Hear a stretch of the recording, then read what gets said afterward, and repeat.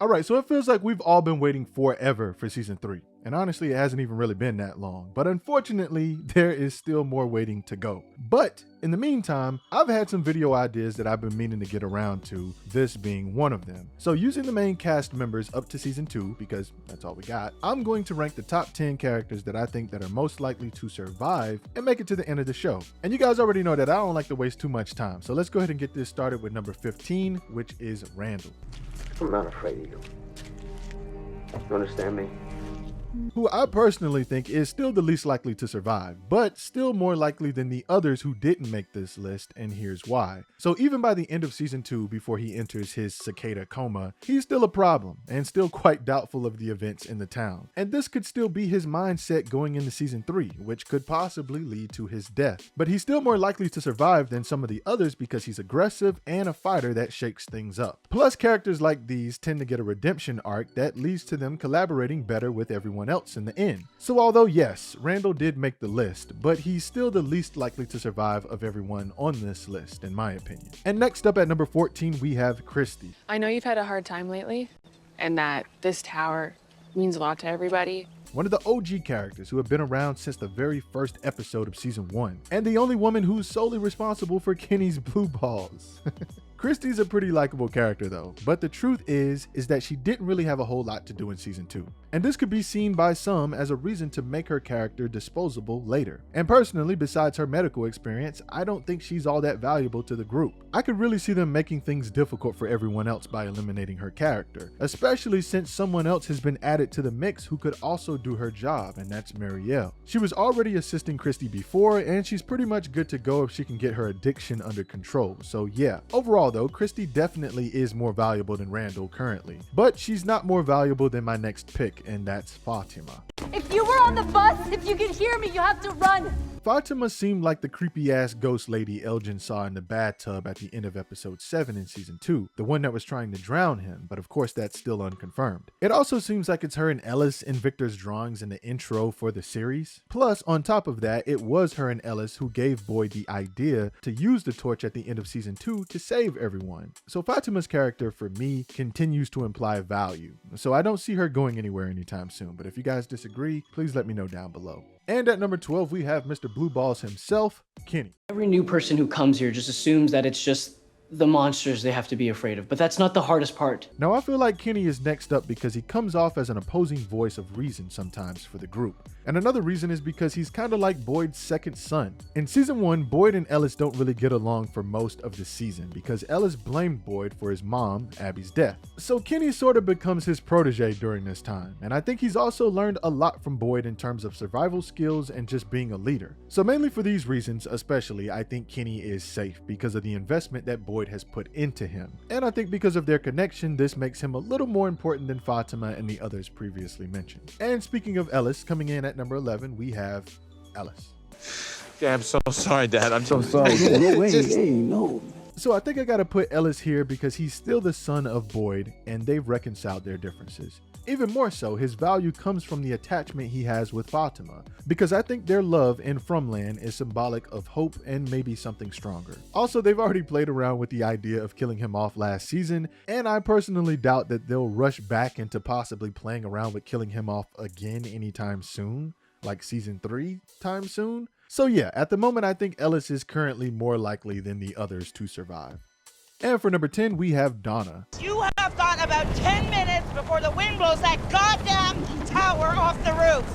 I personally think Donna is pretty safe because she's the main character who feels responsible for everyone's safety with Colony House. She does try to put a lot of procedures and protocols in place to prevent dangerous situations, and although this doesn't really tend to work because Colony House is just not a smart place to live, mainly because people there tend to do dumb shit, Donna is still someone others want to protect and she has a lot of support. And on top of that, her survival instincts are much higher than those previously mentioned, so I think she's good for now. So next up, I have to choose Tilly for number 9. You're doing a great job. You're gonna be a great mom. And I know this must sound crazy to you guys because her character was just introduced in season 2. But there's a theme here, you guys, that you're going to see with my remaining picks on the list. And that's the fact that these choices have all displayed some strange connection to the town over the others in some way. But I think those who have proven connections, visions, see and hear things just automatically get bumped to the top of the list. Because this aspect alone makes them very valuable. They're still not completely safe, and these abilities probably put them in more danger, but for me that definitely puts them above the others on the list when it comes to those who are most likely to survive until the end.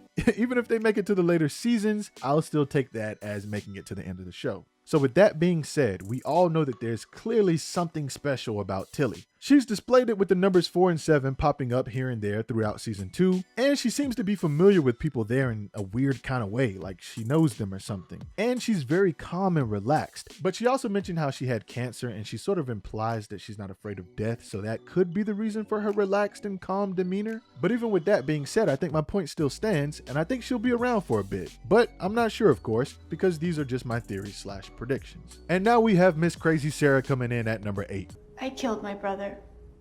Someone who's basically in their redemption arc in the show currently, after showing clear signs of being influenced by evil forces in Fromland. And although now she doesn't seem to be in communication as much with the spirits or forces in the town in season 2, she was still able to offer some interesting insight in relation to the cicada situation. She mentioned to Kenny in the police station how she thinks that their fears become real in the town, and she is the first person to suggest such an idea. I personally think that given the previous connection Sarah has displayed with the town and her current redemption arc as she slowly gets back into everyone's good graces, she shows more promise as someone who will be around for a while longer. Alright, so Jim didn't really do a whole lot in season 2.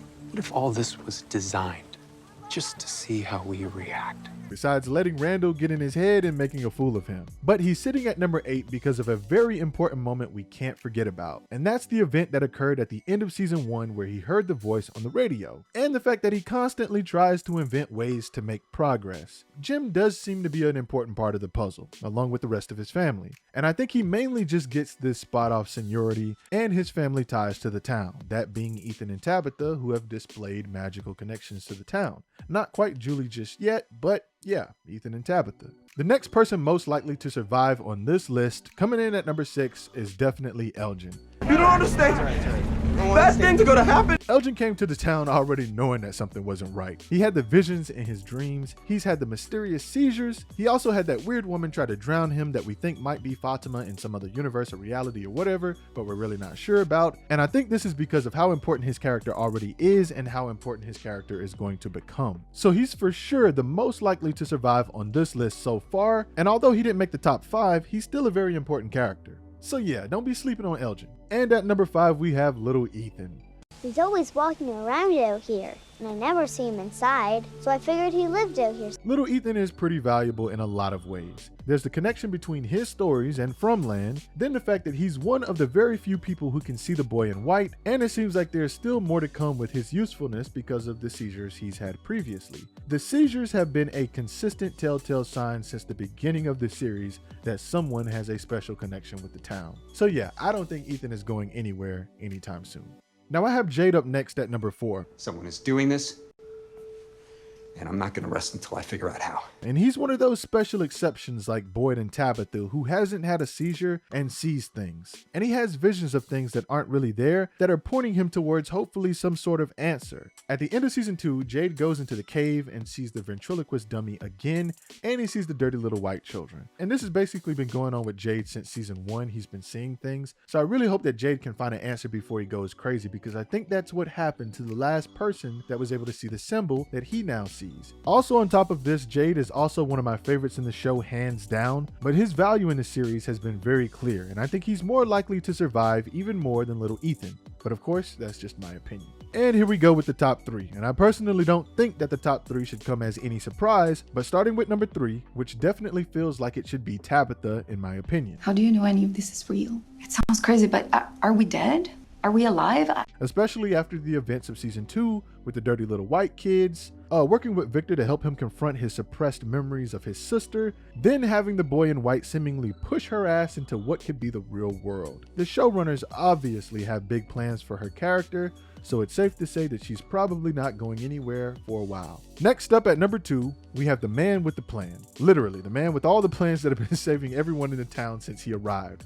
And that's Boyd, Mr. Fish and Loaves in the flesh. A man protects his family, Frank. A man protects his family. I don't really have to advocate for Boyd because we all know that he's the leader and he's been the one keeping order in this chaotic place. Plus, on top of that, Boyd is one of the few people currently aware of the magical trees and has seen some crazy things. Also, he just tends to figure shit out. It's what he does. The man will figure this shit out 95% of the time, no matter how hard the task. He even says it in the show. And this past season, his Parkinson's disease wasn't acknowledged at all. It was basically like he didn't even have the damn disease anymore. So yeah, he's not going anywhere. And number 1 on the list is Victor, of course. I'm checking to see if they've moved. If what moved? The trees. Victor is the most likely to survive out of everyone in Fromland because he's already been doing it since the beginning of the series, since before the beginning of the series. He has maps and knows where certain trees will teleport you to. He even knows that they're temperamental and that they won't always teleport you to the same places. He keeps up with the way the trees move. He documents changes and knows more than anyone else about Fromland. So yeah, Victor has the best chance at making it to the end of the series. And also, we still have a lot more to learn about his past, his sister, his mom. You know, where are they now? His mom is supposedly dead. He saw her laying on the ground. Could she really be dead? What about his sister? She might be in the real world. Did she really make it out? Where is she? There's still a lot of loose ends that need to be tied in with Victor's story as well. So yeah, Victor's not going anywhere. And there you have it, folks. My top 15 most likely characters to survive until the end, which is really just the top 5 or 10, if we're being honest.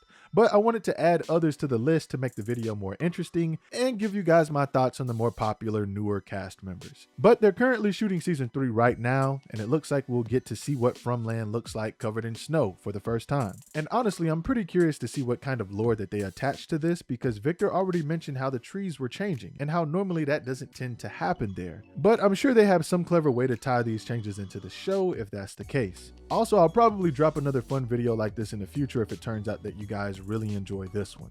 But until next time, thanks for watching.